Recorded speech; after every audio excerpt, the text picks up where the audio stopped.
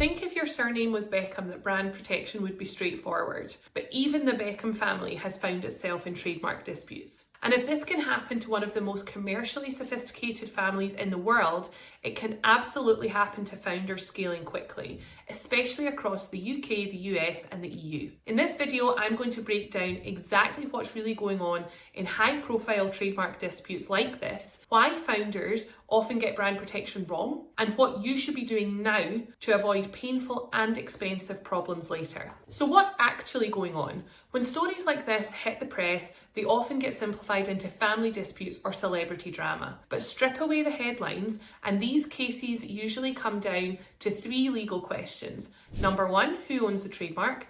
Number two, what is it registered for? And three, where is it protected? In the Beckham context, we're talking about brand value built over decades, names attached to fashion, lifestyle, media, endorsements, and commercial ventures. That value only exists legally if it's properly protected. And this is where founders should really pay attention. Trademark law doesn't care about how famous you are, how long you've used a name, or how emotionally attached you are to it. What matters is what's registered, in whose name, and for which goods and services. So let's take a look at the biggest myths that founders believe about trademarks. One of the biggest misconceptions that we see is that we've been trading under that name for years, so we're protected. Unfortunately, that's just not how it works. Yes, there can be some limited unregistered rights, but they're harder to enforce, more expensive to prove, and they're far less attractive to investors and to buyers. A trademark that is registered is a legal asset. An unregistered name is, legally speaking, a risk. And we often see founders discover this far too late. Usually when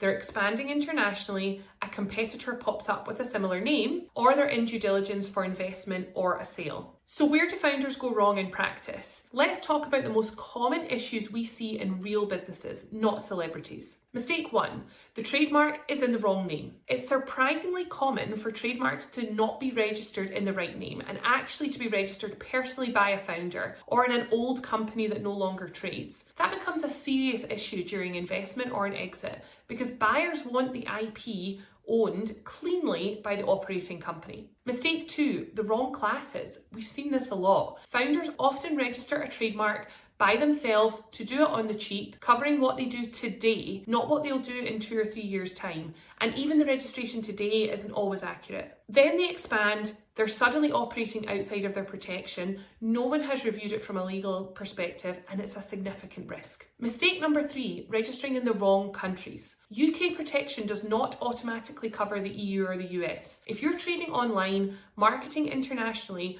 or planning overseas expansion, this matters far earlier than most founders would expect. And then mistake number four, no enforcement strategy. A trademark only has value if you're prepared to enforce it.